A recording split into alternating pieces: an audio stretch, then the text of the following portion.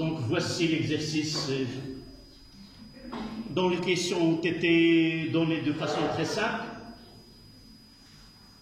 Donc l'exercice traite un mouvement d'un système composé d'un cylindre de rayon R et de masse de moment d'inertie G delta. Le cylindre est capable de tourner autour d'un axe fixe qui passe par le centre ici.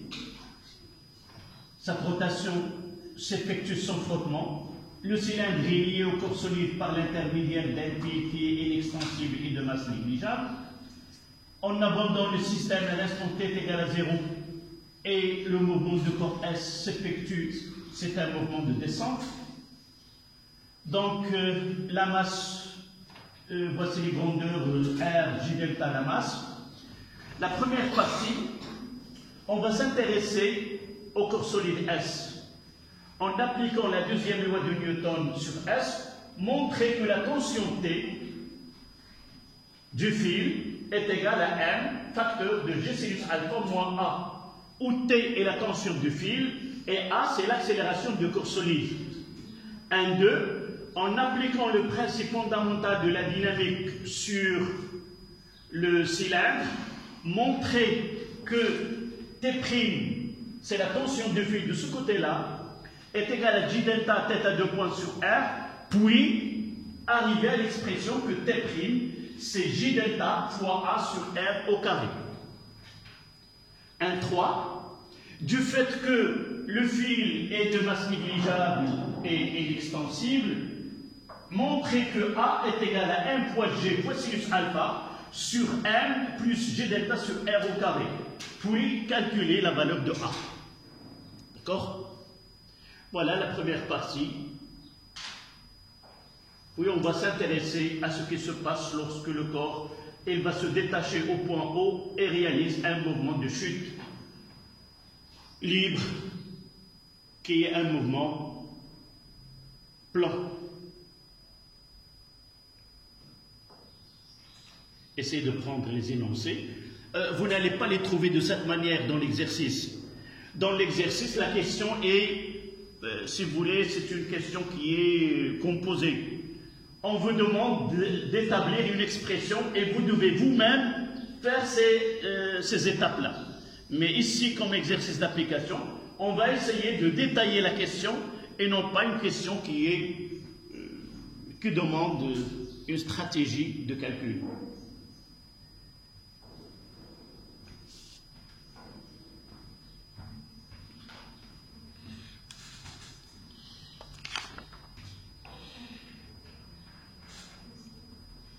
La question était déterminer l'accélération de corps A en déduisant la nature de son mouvement. Mais pour arriver de là, il faut faire toutes ces questions ici que vous avez devant vous.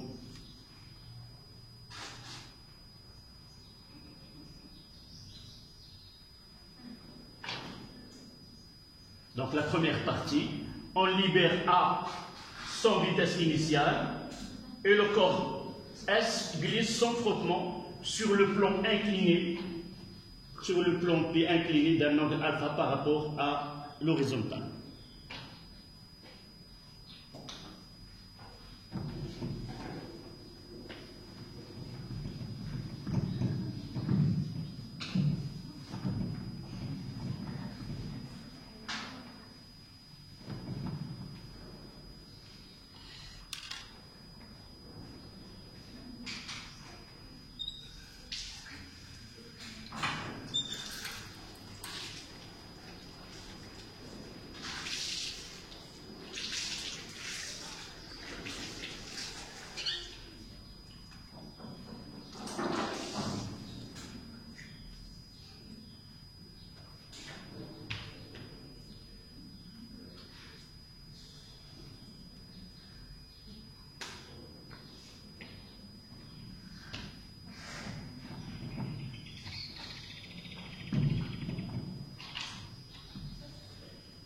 Ça y est, on commence.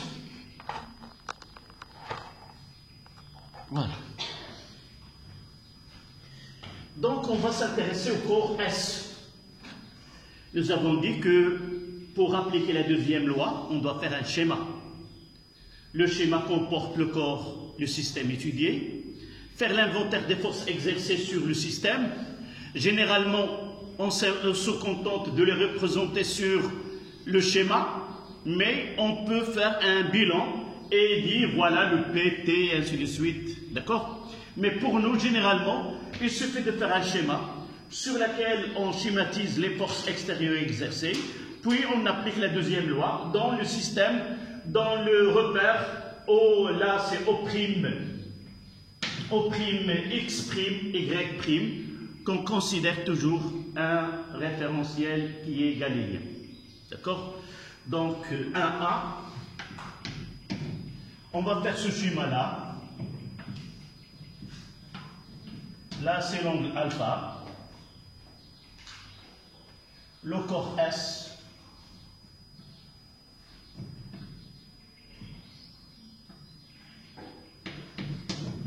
Là, c'est G.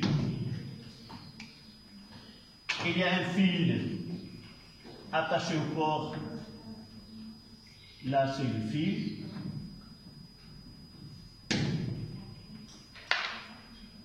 Les forces exercées. D'abord le poids P. Il y a la tension du fil qui est T. Et puisque le corps se déplace sans frottement, il y a R qui est perpendiculaire. Voilà les forces exercées sur le système étudié qui est le corps solide. Il nous reste à schématiser l'axe. Là c'est Y', là c'est O, et là c'est X'.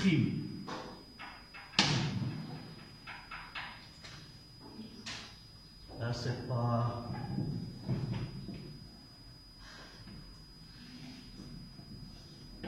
Voilà. Là c'est O'. Donc, appliquer la deuxième loi sans que vous avez devant vous ce schéma, la réponse elle est incomplète. Ne comptez pas avoir la totalité de points donnés à la question sans faire ce schéma-là. Vous pouvez dire que je laisse sur mon feuille de brouillon. Non, elle doit être faite sur la feuille de réponse. D'accord? Donc, d'après le schéma, et ici le deuxième, ou la seconde loi de Newton, on écrira que somme des forces extérieures est égale à MA. Remarquez, la plupart des mouvements sont des mouvements de translation. Qu'est-ce que ça veut dire le mouvement de translation? C'est un mouvement. Si on essaie de translation rectiligne, si on essaie de tracer la trajectoire des points appartenant à ce corps solide, toutes les trajectoires seront parallèles, des droites parallèles. Et par la suite, tous les points auront le même vecteur vitesse instantanée et la même accélération. C'est pour cela qu'on peut utiliser A et non pas HG.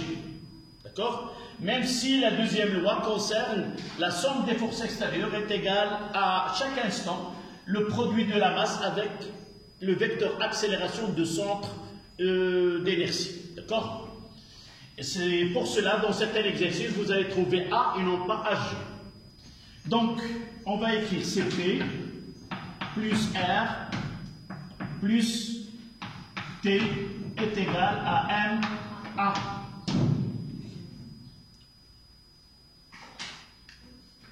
Vous voyez que le mouvement s'effectue sur l'axe O'X'. D'accord? Donc, on va essayer d'utiliser la projection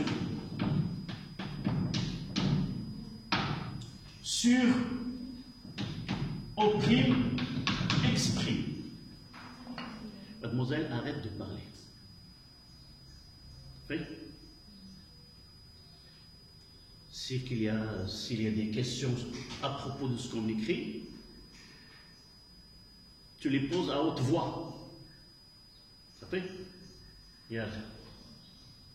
Donc, projection, on va mettre c'est Px' plus Rx' plus Tx' est égal à Ma x'.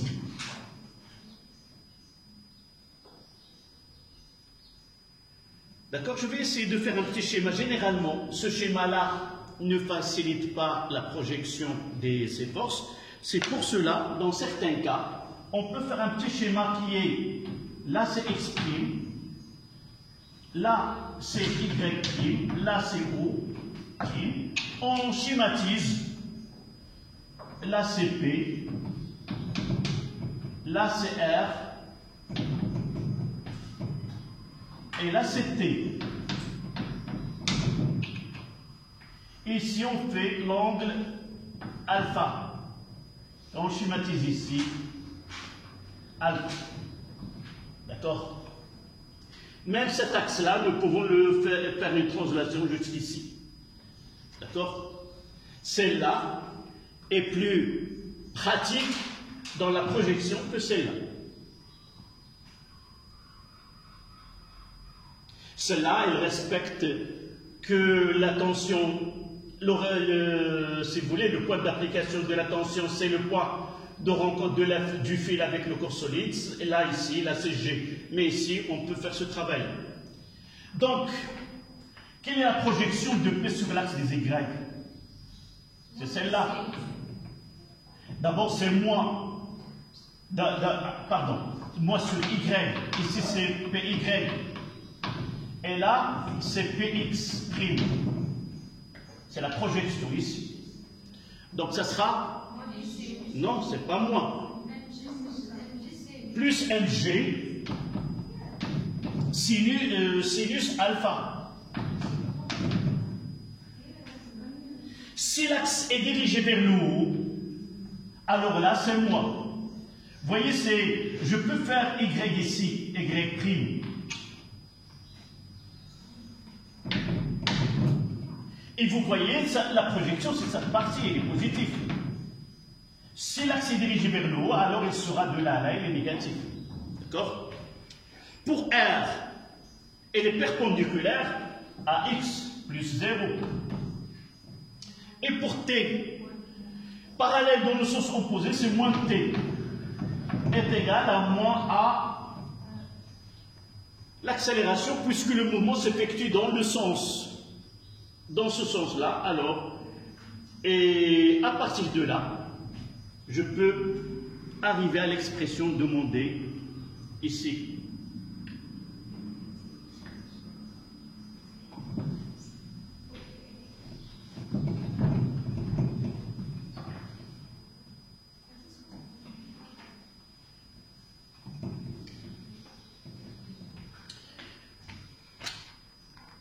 Donc je fais passer T de l'autre côté, et ça me donne, il me donne T est égal, ce M facteur 2, j'aurai G sinus alpha, mais je vais passer de l'autre côté, c'est moins A. Et voilà l'expression demandée. La tension du fil est égale à M facteur G sinus alpha moins A.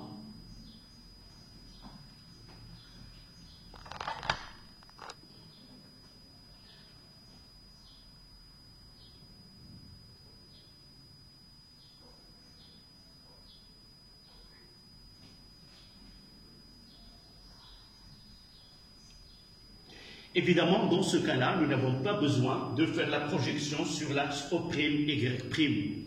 Si nous faisons cette projection, qu'est-ce qu'on va faire? Même si on n'a pas besoin. Mais généralement, on fait la projection, celle qui convient à la question. Ce n'est pas toujours on fait la projection, une relation dans un référentiel donné, on est obligé de faire les deux. On ne fera que celle qui nous donne accès à la réponse de la question. Mais si on le fait, on aura P, Y' plus R, Y' plus T, Y' est égal à MA, Y'. PY', c'est celle-là. C'est le côté adjacent, mais négatif.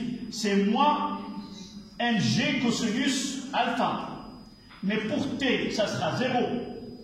Et pour R, ça sera plus R. Est égal à quoi? MAY', c'est quoi? Est égal à 0. Pourquoi? Parce que le mouvement ne s'effectue pas sur l'axe des Y. Donc, est égal à 0. Ce qui va nous donner que R est égal à mg sinus alpha. D'accord? C'est ça l'utilité de la deuxième, s'il donne l'intensité de la force exercée par le plan sur le corps S. Ça y est? Question?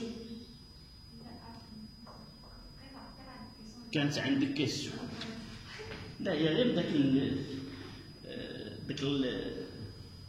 l'habilité à parler عندك تبارك الله ويمكن تخرجيها كيسيون تخرجيها معاوده لصاحبتك تعاود لها شي حاجه تداد العطله ياك يلا. Deuxième question, 1-2. En appliquant le principe fondamental de la dynamique relatif à la rotation sur le solide, montrez que T' est égal à J delta, θ 2 points, sur R. Comment on va faire? Le même travail. Sauf dans ce cas-là, on va s'intéresser au cylindre ou la poulie. Donc, 1-2.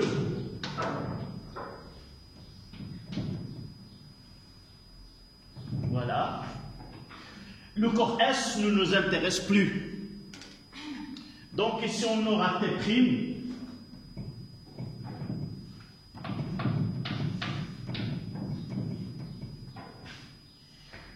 Là, c'est l'axe delta. Et là, le rayon R de là à là, c'est R.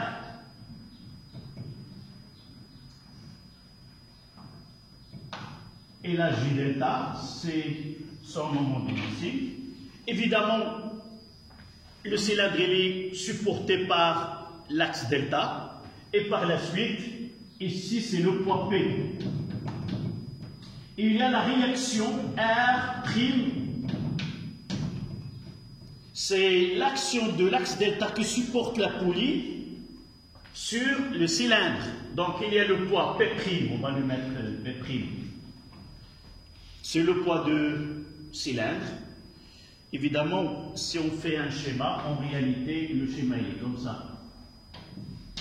Voici l'axe qui va supporter. Évidemment, il va supporter. Et ici, c'est le fil. D'accord? L'axe delta qui est là, c'est celui qui va supporter. Donc, il y a le poids, il y a l'action de cet axe delta sur le cylindre. Il est supporté par un soutien ici. Évidemment, le plan, il est de ce côté-là. Et nous avons ici le corps solide. Si vous voulez. Voici le schéma dans l'espace. D'accord? Parfois, on dit qui supporte. Généralement, le schéma, il est simplifié. On essaie de minimiser les corps qui interviennent dans notre schéma. Sinon, on va se tromper et ajouter des forces qui n'existent, qui ne s'appliquent pas au système. D'accord? C'est pour cela que vous voyez ici comment ce cylindre est supporté sans qu'il tombe. D'accord? Voilà, donc le schéma, les forces exercées. Là, c'est R, la réaction de l'axe delta sur le cylindre. P', c'est le poids du cylindre. Et T, c'est la tension de fil qui s'applique sur le cylindre. Donc, deuxième, le principe fondamental de la dynamique nous donne sigma des forces extérieures par rapport à delta est égal à J delta fois θ 2 points. D'accord? Ce qui nous donne, on va l'appliquer, c'est le moment de R prime par rapport à delta plus le moment de T prime par rapport à R plus le moment de P prime est égal à J delta fois delta de point. Voilà.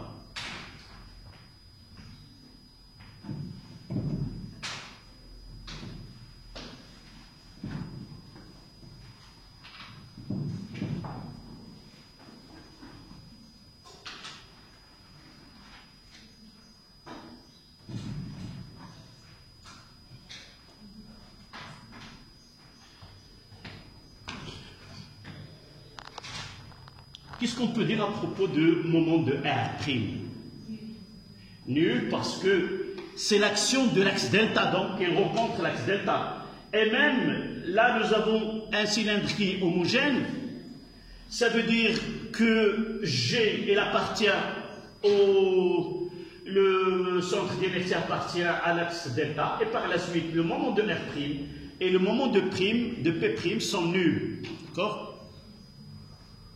Donc le moment de R' par rapport à delta est égal à 0 et aussi le moment de P' par rapport à delta est égal à 0. Ce qui reste uniquement le moment de T' par rapport à delta est égal à J delta fois θ de point.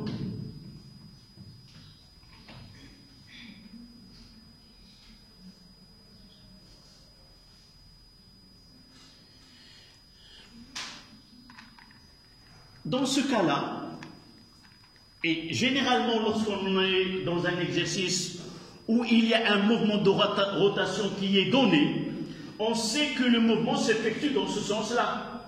Et par la suite, il vaut mieux de choisir le sens de rotation donné dans l'exercice comme sens positif. Là, nous avons dit qu'il est arbitraire.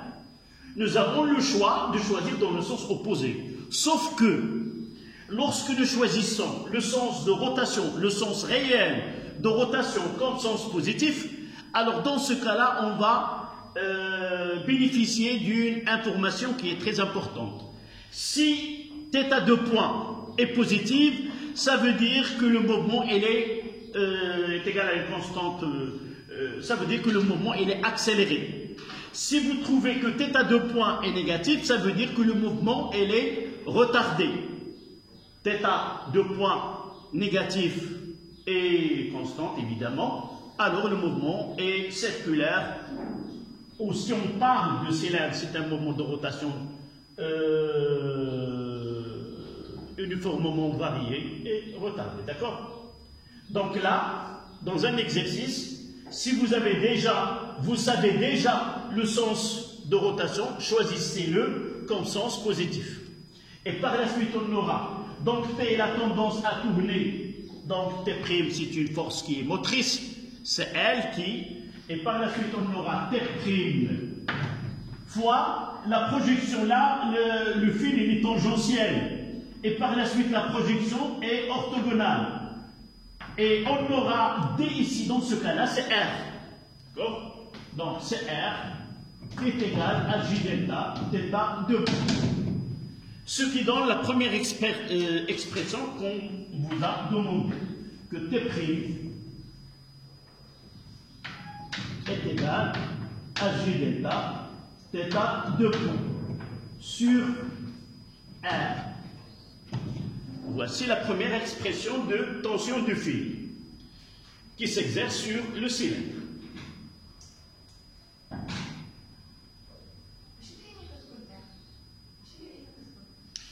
Généralement, lorsqu'on a un cylindre avec un fil, c'est toujours. Oui.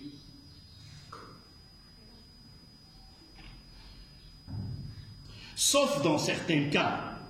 Par exemple, on peut avoir un cylindre de ce côté-là, mais on fait passer le fil dans une gorge comme ça. Mais généralement, on vous donne dans les cas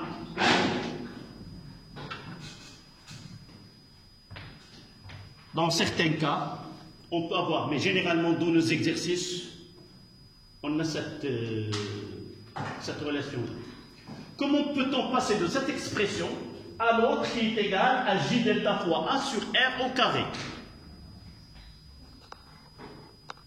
Qu'est-ce que nous avons ici? Peut-être à 2 points. Nous avons déjà parlé de l'accélération dans le référentiel dans un repère qui est mobile. Je remarque, on sait dans le repère de Freinet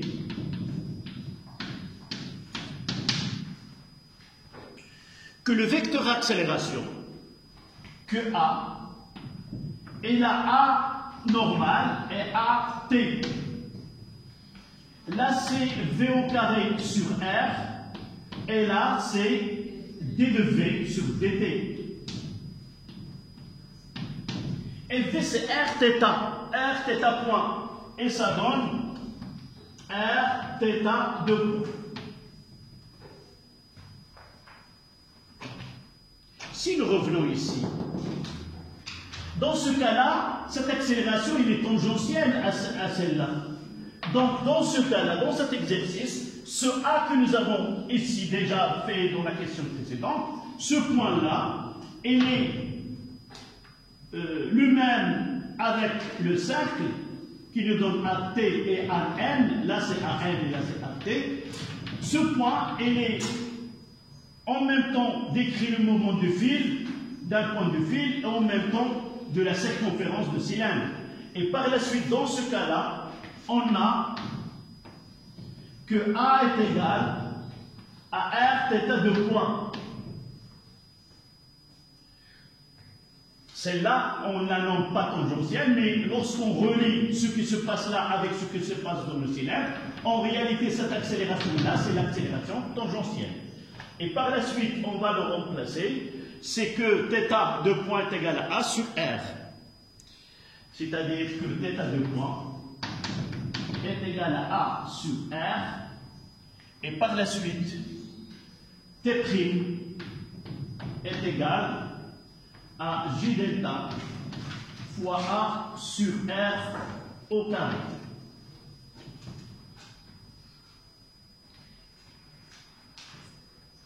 Je reprends dans cette partie-là.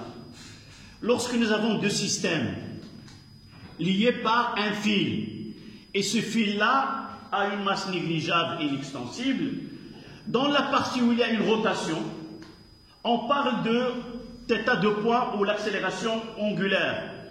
Et la partie qui est en mouvement de translation, elle a une accélération linéaire A. Cette accélération linéaire A, c'est A tangentielle de la partie de mouvement de rotation.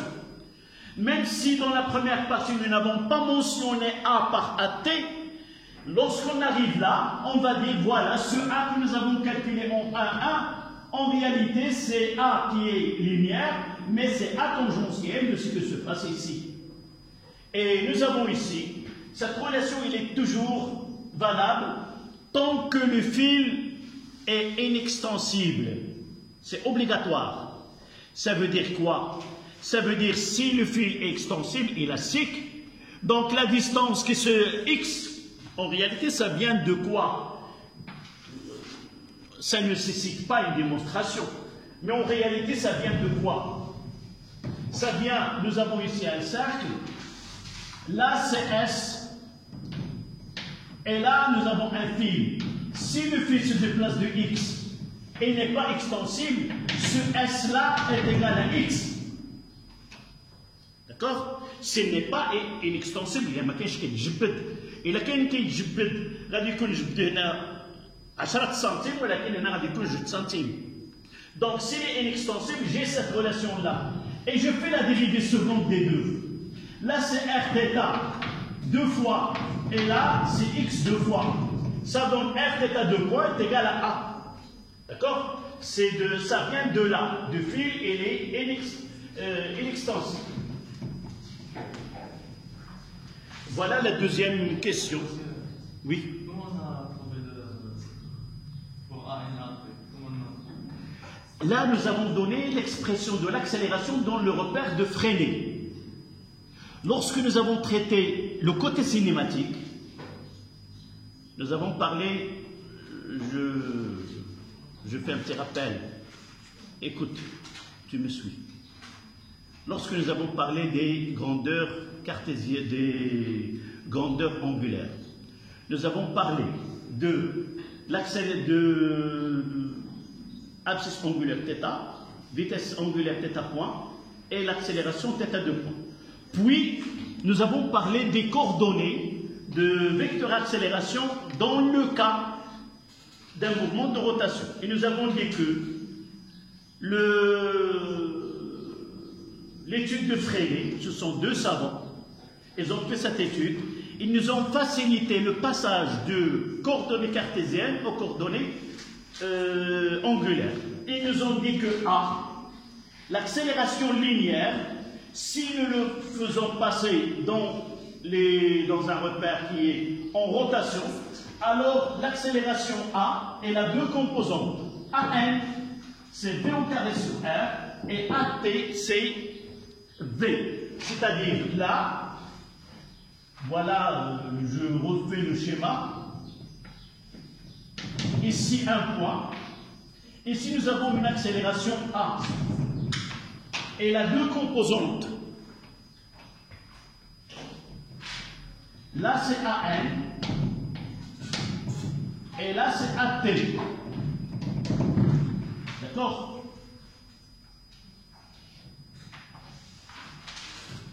Mais si là, nous avons un fil ici, et si ce fil-là se déplace d'une distance x, alors on va se déplacer ici sur la circonférence de S. D'accord? Donc, si le fil est inextensible, et c'est le cas de notre programme, jamais on n'aura ce x là, si je défile du x là, on aura ce S est égal à x. D'accord? C'est-à-dire, si un point se déplace avec une accélération A, ça sera égal à AT. C'est là. Et de là, nous avons fait S est égal à R θ. Pour arriver à la vitesse, nous avons écrit S est égal à R θ point. Et pour arriver à l'accélération, c'est S de point est égal à R θ de point. Et là, c'est l'accélération, qui est l'accélération ici, tangentielle. D'accord? Voilà. Là, c'est dans le référentiel de Freinet. Dans le repère de Freinet. Un point M. Nous avons ici une base. Là, c'est U. Là, c'est N. Et l'accélération, le vecteur peut avoir deux expressions. Ça dépend. Lorsque la vitesse elle est constante, alors dans ce cas-là, vous voyez ici, c'est la vitesse elle est constante. C'est la vitesse est constante, c'est-à-dire un mouvement rectiligne uniforme. Dans ce cas-là, AT, elle est nulle. Toujours, nous avons ceci. Pour un fil inextensible. Fil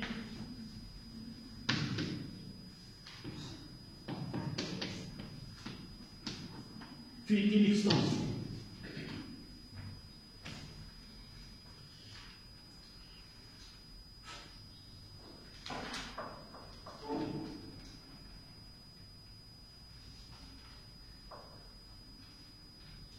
Donc, en résumé, et je l'ai dit une deuxième fois, tu m'écoutes. Lorsque nous avons dans un exercice une partie où il y a un mouvement de rotation, et cette partie en rotation liée par un fil à un autre corps solide, là c'est une accélération linéaire A, et là c'est une accélération angulaire θ2 point. L'accélération θ2 point est reliée à l'accélération linéaire A par cette relation, qui est égale à R θ2 point. La condition, c'est que le fil doit être extensible. Mais dans notre programme, toujours nous avons cette condition, elle est là. Donc, pour passer de tête à 2 points à A, on est obligé de passer par cette relation que nous devons la connaître. D'où vient cette relation-là? Il viendra d'un calcul que des mathématiciens ont fait. Ils ont passé de coordonnées cartésiennes aux coordonnées angulaires dans un référentiel qui est mobile. Le repère est appelé repère de Frély. D'accord? Voilà ce qu'on aura besoin dans un exercice. Ça y est, on passe à la question suivante. Rappelez-moi la question 1.3.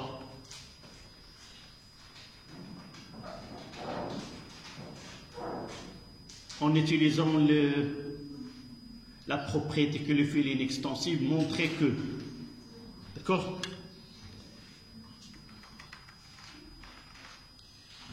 Voilà la question.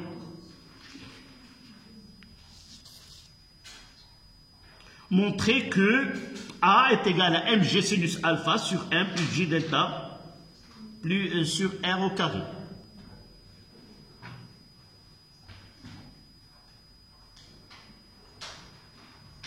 Donc, je vais passer cette partie-là.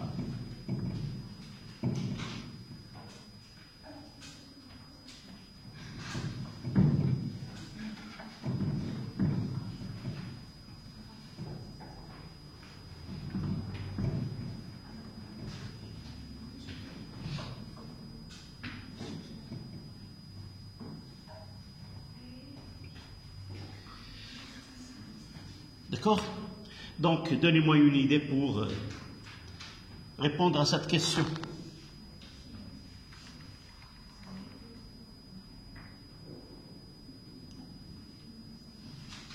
Ça, c'est un 3. Qu'est-ce que nous avons comme schéma? Qu'est-ce qu'on va traiter? La question, c'est à propos de fil. D'accord? Voici le fil. Là, ça sera T. Si vous voulez, ici, ce sera, si nous faisons là, ici, c'est, je vais faire les schémas.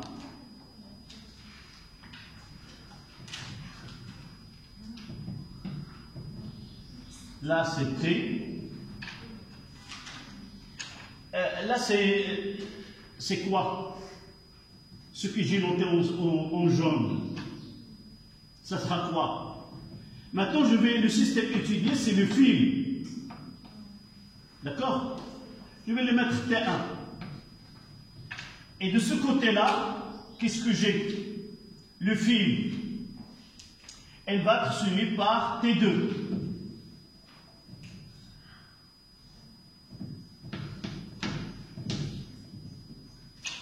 Et là, c'était quoi? C'était prime. Évidemment, le cylindre, il est là. D'accord? Le cylindre. Donc, le système étudié, c'est le fil. Et je vais appliquer la deuxième loi de Newton. Le système, c'est le fil. Somme des forces extérieures est égal à MA, M du fil. Le fil est tendu par, si vous voulez, le cylindre, en ce point qui est commun entre les deux, T' en intensité est égal à T2. Et là, T, celle qui exerce sur, là c'est l'action mutuelle entre le fil et le corps S. Là, ce sont les deux actions dues aux actions mutuelles entre le fil et le cylindre. Donc, en réalité, ça sera T2 plus T1 est égal à MA, M de fil fois A. D'accord? Comment est la masse de fil? Négligeable, ça veut dire quoi? Est égal à 0. M de fil négligeable. Qu'est-ce qu'on aura? T2 est égal à moins T1. Ceci, vous l'avez étudié en tronc commun. Qu'est-ce que vous avez étudié en tronc commun? Les tensions au bord d'un fil. C'est un fil de masse négligeable. Les deux tensions dans les deux bornes en même direction, même intensité, mais de sens opposé.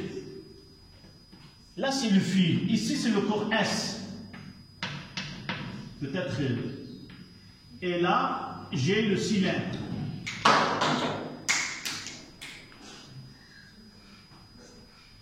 C'est urgent. Donc là, c'était T. Là, T, c'est l'action de fil sur le corps solide, le corps S. Mais le corps S, il exerce une force sur le fil qui est T1. Les deux forces ici, ce sont des actions mutuelles en même direction, même intensité, mais de sens opposé. De même ici. Donc, j'applique la deuxième loi. Ceci, vous l'avez étudié, on vous a donné cette relation au tronc commun sans la justifier. Nous avons dit, si un fil est tendu de deux points de deux extrémités, et si sa masse est négligeable, alors la tension dans les deux bornes en même direction, même sens et même intensité, mais de sens opposé. Là, à partir de la deuxième loi, on justifie et on fait montrer que vraiment, mais si la masse du câble, si on utilise un câble qui a une masse qui n'est pas négligeable, alors les deux tensions ne sont pas les mêmes. D'accord? Donc, ce n'est pas la peine de le démontrer dans un exercice. Mais dans cette question 1.3, qu'est-ce qu'on va dire? Puisque la masse du fil est négligeable, alors les deux tensions dans les deux bornes sont en même intensité. Donc 1.3, puisque la masse du fil est négligeable,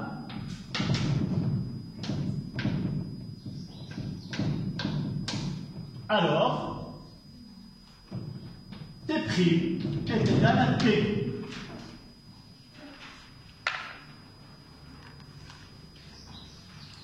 Ça veut dire quoi? Ça veut dire que G delta fois A sur R au carré est égal à M fois G sinus alpha moins A. Nous avons déjà ces deux expressions. Donc je reprends. Là, j'ai fait la démonstration. Ce n'est pas demandé, mais uniquement, je me rappelle moi-même, avec vos camarades au tronc commun, je leur dis, lorsqu'on sera en deuxième année, on va vous montrer pourquoi les deux tensions au bord d'un fil de masse négligeable, elles ont même intensité, même direction et de source opposée. C'est à partir de la deuxième loi. Mais pour vous, vous écrivez une phrase, celle-là, et les deux forces qui sont ici sont les mêmes. Là, ça sera T.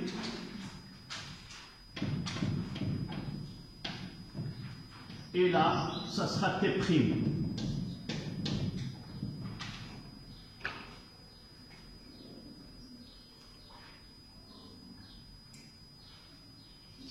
Donc, il nous reste à avoir A d'un côté. Et vous voyez que A, j'aurai ici G delta sur R au carré. Je vais passer MA de l'autre côté plus M est égal. Il me reste de ce côté-là uniquement M, G, sinus alpha. Ce qui me ramène à l'expression demandée que A est égal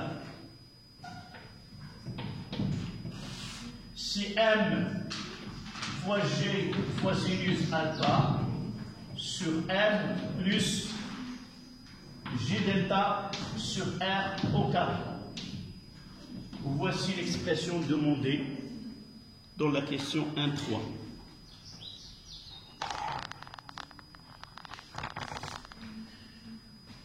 Il demande de faire le calcul.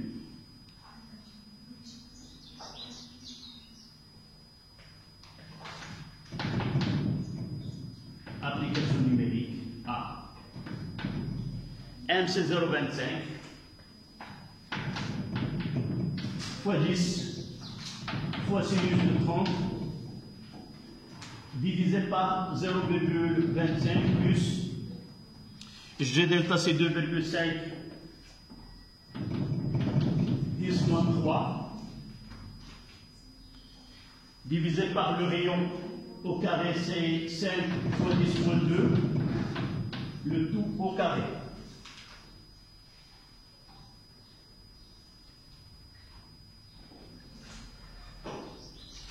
Et le calcul A est égal à 1 mètre seconde moins 2.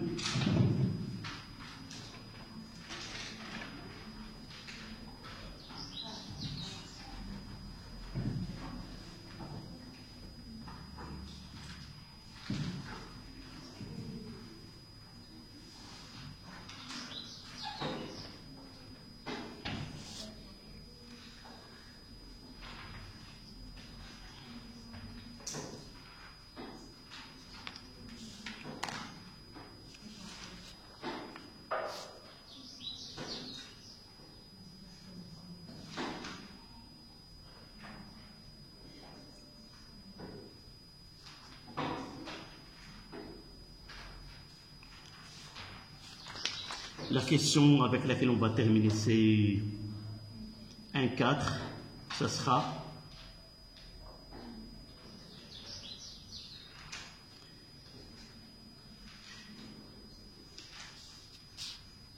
déterminer la vitesse V1 du corps S au point O, sachant que OA est égal à 2 mètres.